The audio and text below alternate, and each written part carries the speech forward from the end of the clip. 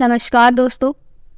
आज मैं आपको सुनाने जा रही हूँ सास ससुर पर अत्याचार करने वाली बहू ने मायके पहुंचकर ऐसा क्या देखा कि उसके पैरों तले जमीन निकल गई।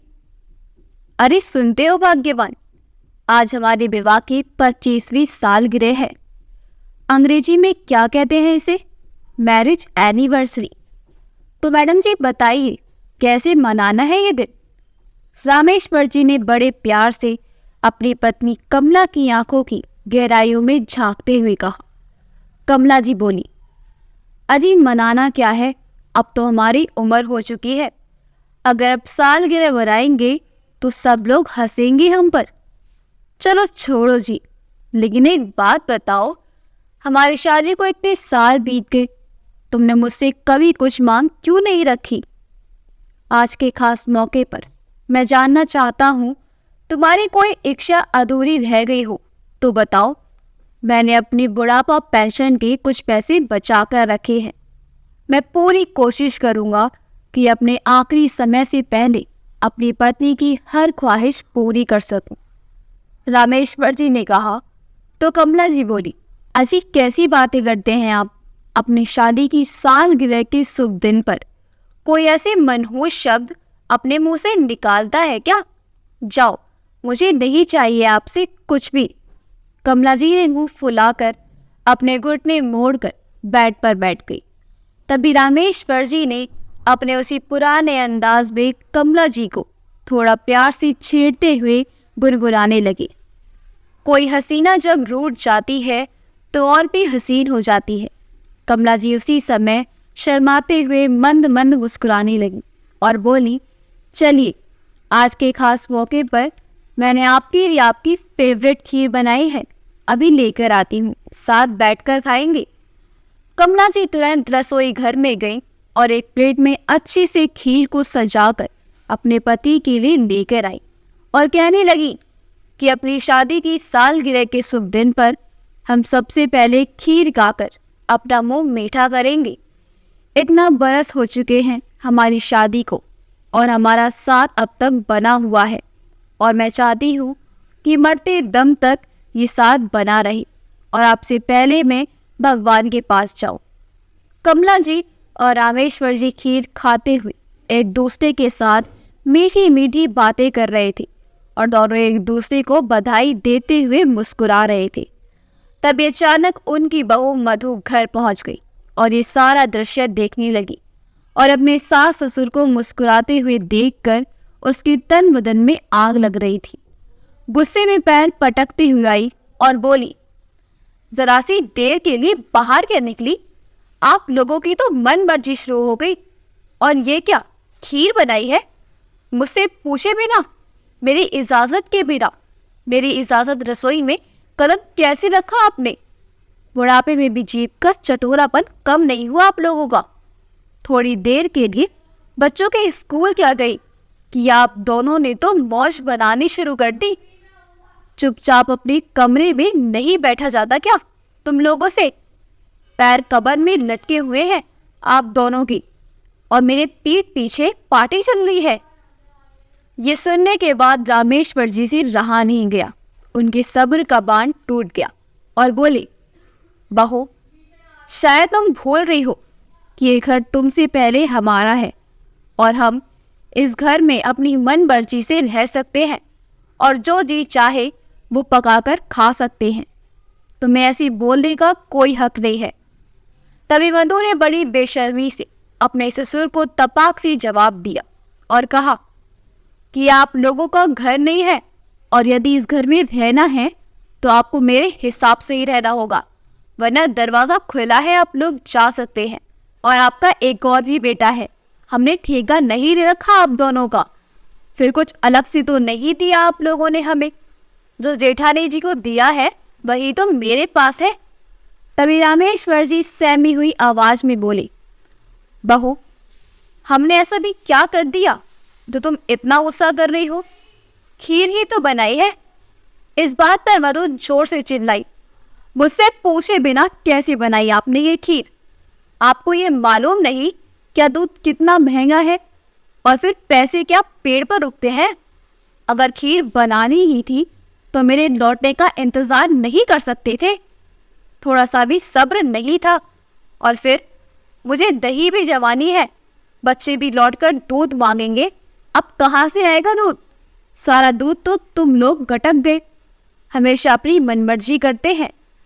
फिर कमला जी बोली, बहू, मैंने ज़्यादा दूध का इस्तेमाल नहीं किया, थोड़े से ही दूध की खीर बनाई है, बाकी का दूध फ्रिज में रखा है, इसलिए ज़्यादा गुस्सा करने की ज़रूरत नहीं है। फिर मधु बोली, माँ जी, मुझे पाठ पढ़ाने की कोई ज़रूरत नहीं है कि मुझे क्या करना चाहिए और क्या नहीं। मुझे तो बूढ़ों से पूछने की कोई ज़रूरत नहीं है। बस मेरी एक बात कान खोलकर सुन लो, आगे से मेरी इजाज़त के बिना अगर मेरी रसोई में कदम भी रखा तो आपके लिए ठीक नहीं होगा।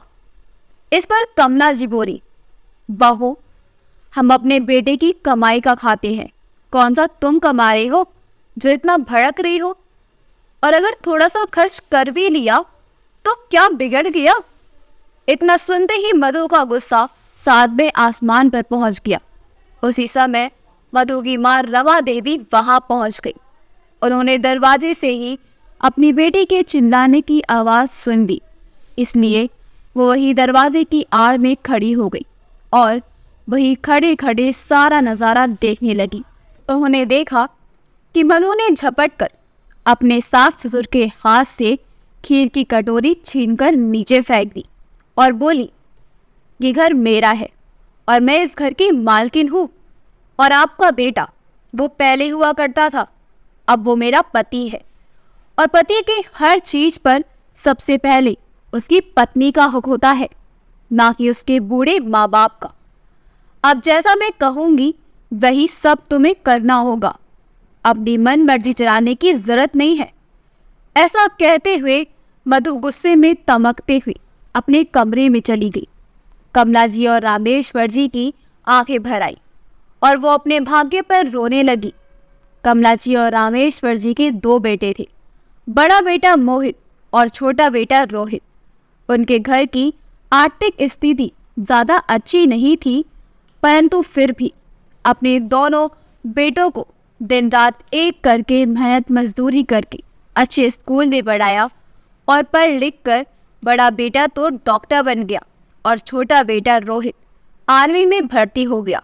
दोनों माता पिता अपने बच्चों की तरक्की देखकर बहुत खुश थे। उन्होंने अपना पूरा जीवन अपने बच्चों पर खर्च कर दिया। दोनों ही बेटों ने प्रेम विवाह किया था। बड़ा बेटा मोहित तो अपनी पत्नी को लेकर विदेश चला गया और वहीं पर डॉक्टरी करने लगा, जबकि छोटा बेटा रोहित आर्मी में ऑफिसर था तो वो अपनी ड्यूटी पर रहता था। कमला जी और रामेश्वर जी अपनी छोटी बहू मधु के पास रहते थे।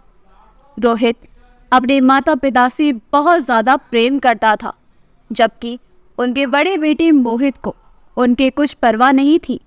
वो केवल अपनी गृहस्थी में ही रम गया था और विदेश में रहता था। मधु को इसी बात का गुस्सा रहता था कि वो बूढ़े बुढ़िया की देखभाल अकेले ही क्यों करे, इसलिए अपने सास ससुर को तंग करती रहती। रामेश्वर जी की आंखों से आज आंसू बह निकले।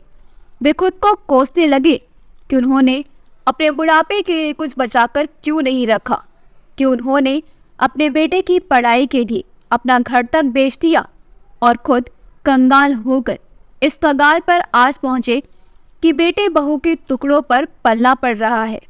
दोनों बुढ़ा बुढ़िया इतनी बात सोच ही रहे थे कि तभी मधु अपने कमरे से निकल कर आती है और चिल्लाते हुए अपने सास ससुर से बदतमीजी से कहने लगी, अभी तक आप दोनों यही बैठे हैं, इतना भी नहीं समझ में आता कि फर्श पर गंदगी पड़ी हुई है तो कम से कम साफ ही कर दे।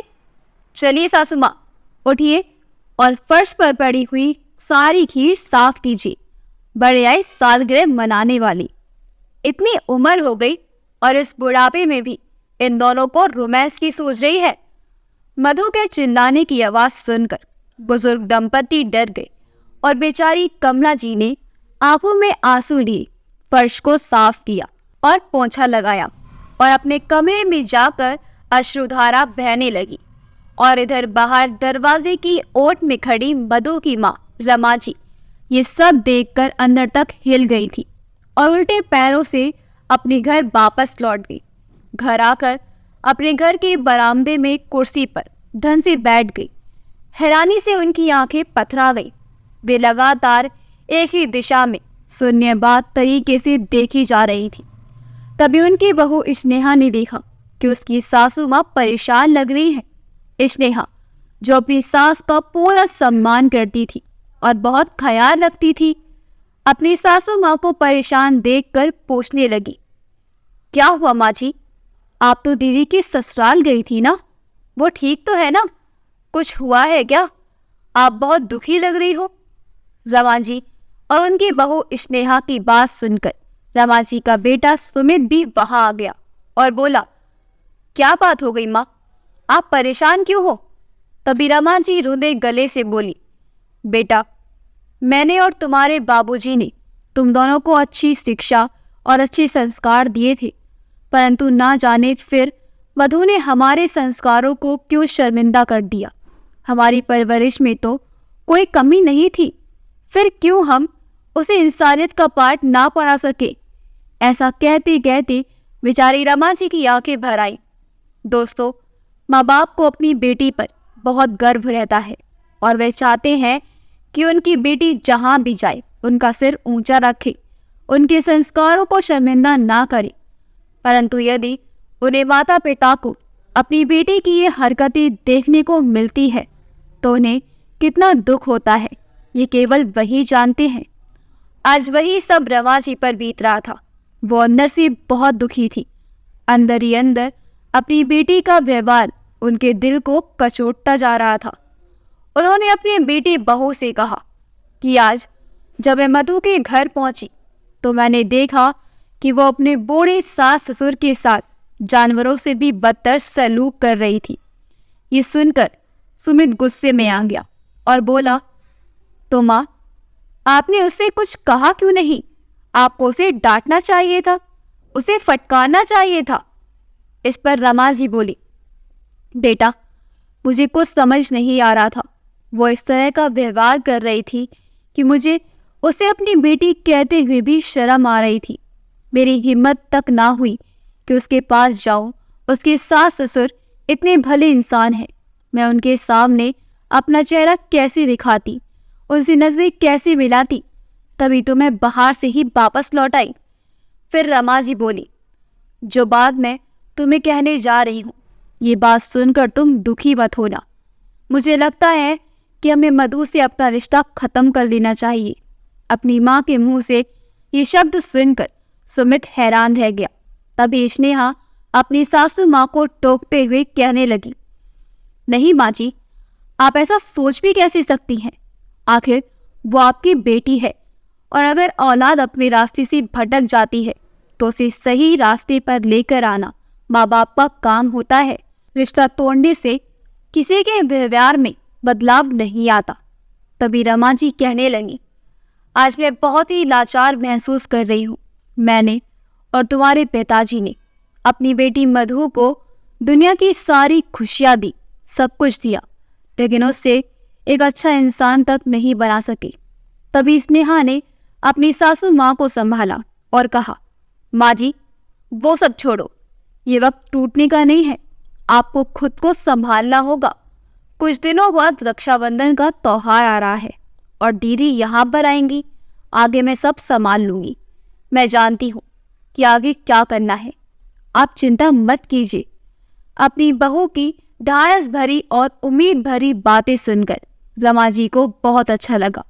उन्हें कुछ राहत महसूस हुई तो वो बोली, ठीक है बहू, मैं जानती हूँ कि तुम सब कुछ संभाल लोगी।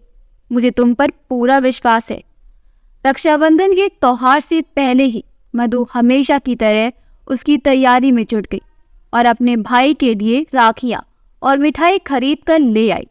अपने मायके जाने के बारे में सोच सोच कर वो मन ही मन बड़ी प्रसन्न थी। रक्षाबंधन के त्योहार पर खुशी खुशी मायके पहुंच गई। आते ही अपने भाई और भाभी से मिली।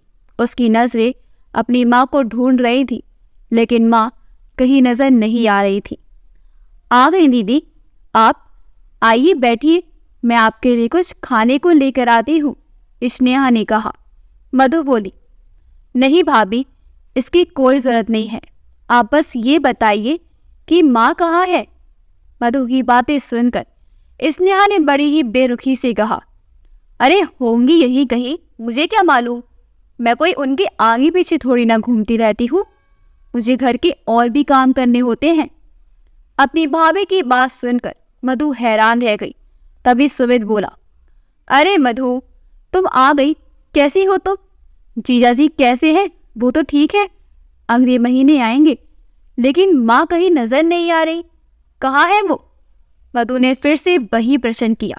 परेशान होकर मधु खुद ही चारपाई से उठकर चारों तरफ घर में आवाज लगाती हुई अपनी माँ को ढूंढने लगती है। माँ, माँ, कहाँ है आप? देखो, आपकी मधु आई है। मधु का अपनी माँ से बहुत लगाव था, परंतु रमा जी कुछ नहीं बोली। तभी मधु की नजर बाथरूम के पास गई। उसने देखा कि उसकी माँ बदहवास बाथरूम के बाहर पड़ी है। वो दौड़कर उनके पास चली गई। माँ, आपको क्या हो गया? आप ऐसी हालत में यहाँ क्यों पड़ी है? तभी मधु ने अपने भाई भाभी को आवाज लगाई और बोली, तुम लोगों ने मेरी माँ को यहाँ क्यों रखा है? मधु रोते हुए पूछने लगी। इस पर स्नेहा ने जवाब दिया, अरे दीदी, आप इस बुढ़िया को छोड़ो, हर वक्त चटोरापन करती रहती है, इसलिए पेट खराब हो गया, और कल से पूरा कमरा दुर्गंध से भर दिया था इस बुढ़िया ने। अब बार बार बिस्तर गंदा नहीं करेंगी, इसलिए इसे बाथरूम के बाहर रख दिया है मैंने, अब ज्यादा परेशानी नहीं करेंगी।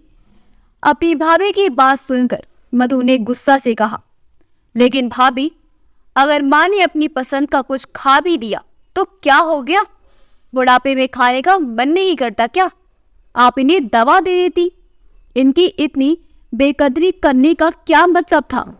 मधु अपनी माँ को उठाकर सहारा देते हुए उनके कमरे में ले जाती है, परंतु उसकी भाभी स्नेहा उन्हें बिस्तर से भी नीचे उतार देती है और फर्श पर लिटा देती है, ये कहते हुए कि ये बुढ़िया सारा बिस्तर गीला कर देगी।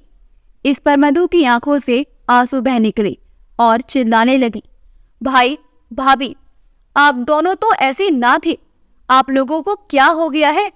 स्नेहा ने कहा, दीदी, आप हमारे मामले में नहीं बोलो तो ठीक होगा, ये सब आपका घर नहीं है, ये घर मेरा है।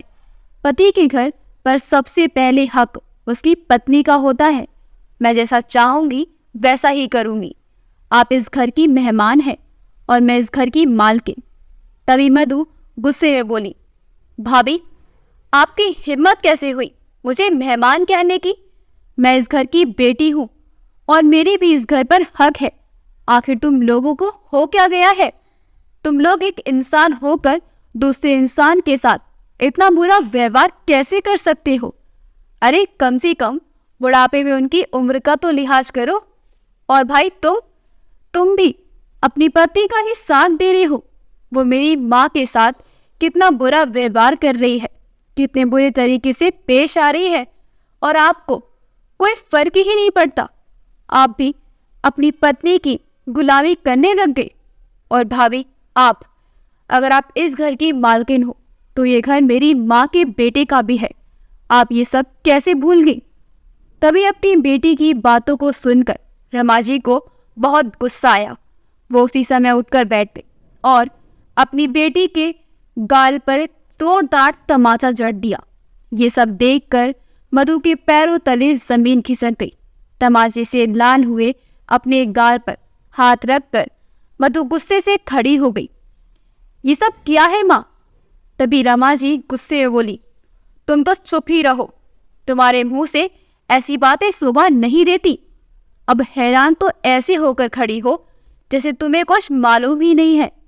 जिस इंसान की तू पत्नी है, उस इंसान के माँ बाप के साथ, यानी कि अपने सास ससुर के साथ तो जिस लहजे में पेश आती है, उन्हें दुखी करती है, परेशान करती है। यदि वो अपनी पसंद का कुछ खाना चाहे तो तू उनके हाथ से छीनकर फेंक देती है। उनसे इतनी ऊंची आवाज में बात करती है, उन्हें तंग करती है। खाने पीने के लिए भी तड़पा देती है। उनके साथ ऐसा व्यवहार करने से पहले तुझे ये सब बातें याद नहीं आई? ये बात सुनकर मधु हैरान रह गई और बोली, आपको ये सब बातें कैसे मालूम है? बेशर्म लड़की, जब तुम अपने सास ससुर की फटकार लगा रही थी, मैं दरवाजे की ओट में खड़ी हुई सब कुछ सुन रही थी। मैं तो उस दिन ही तुमसे सारे रिश्ते नाते तोड़ना चाहती थी, परंतु तुम्हारी भाभी ने मुझे समझाया तो मैं संभल गई और मैंने तुमसे रिश्ता नहीं तोड़ा। ये सुनकर मधु धड़ाम से जमीन पर बैठ गई और सोच में पड़ गई। फिर रमा जी बोली, मधु, हमने तो तुम्हारे सारे शौक पूरे किए थे, तुम्हारे अच्छे संस्कार दिए थे, लेकिन जिस आदमी की तू पत्नी है उसी के माँ बाप का तिरस्कार कर रही है। जिस आदमी के पैसों से तू ऐश करती है उसी के जन्मदाता को डांटती है, फटकारती है, उनकी बेइज्जती करती है। क्या मैंने और तेरे पिता ने तुझे यही संस्कार दिए थे?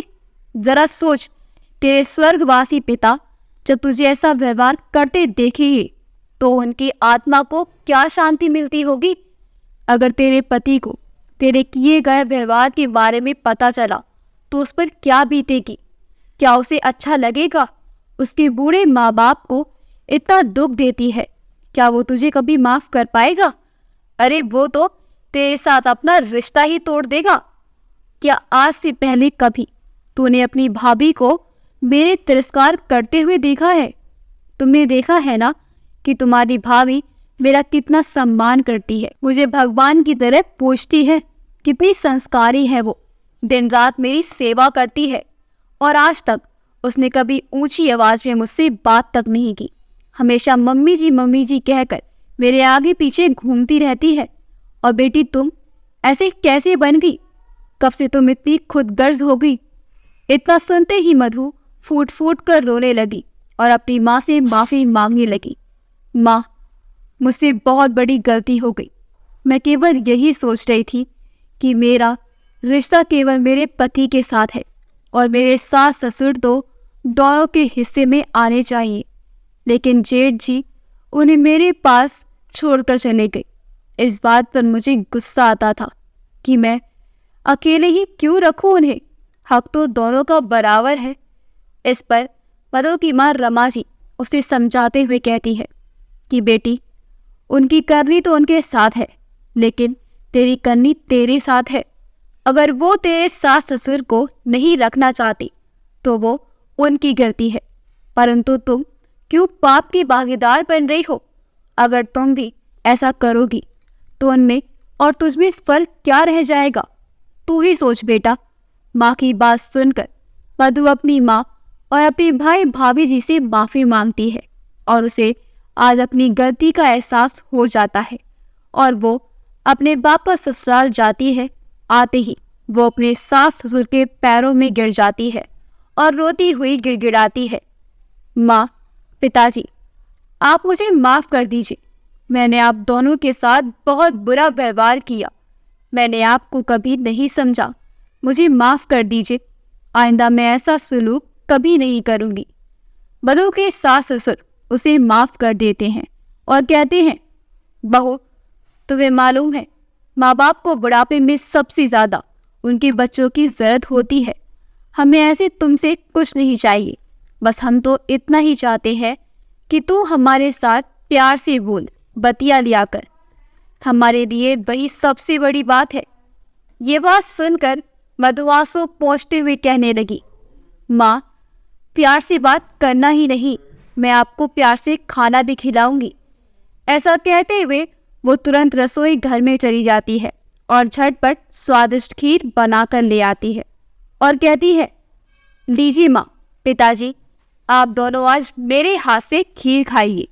ये सब देखकर कमला जी और रामेश्वर जी की आंखों में आंसू आ जाते हैं। वो अपनी बहू को ढेरों आशीर्वाद देते हैं। तो दोस्तों, हमें अपने माता पिता की हमेशा सेवा करनी चाहिए, उनका सम्मान करना चाहिए। ज़माना कितना भी मॉडर्न क्यों ना हो जाए, लेकिन हमें अपने संस्कार नहीं भूलने चाहिए। हमें संस्कार और संस्कृति ही हमारी अनमोल धरोहर है और विरासत है। यदि हमने इसे ही खो दिया तो हम में और जानवरों में कोई फर्क नहीं रह जाएगा। हमारे बड़े बुजुर्ग सम्मान के अधिकारी हैं और हमें उनका ये अधिकार उन्हें देना ही चाहिए। अगर आपको हमारी कहानी अच्छी लगी हो तो हमारी वीडियो को लाइक करें, शेयर करें और हमारे चैनल योगी वॉइस को सब्सक्राइब कर दें। मिलते हैं अगली वीडियो में। आपका बहुत बहुत धन्यवाद।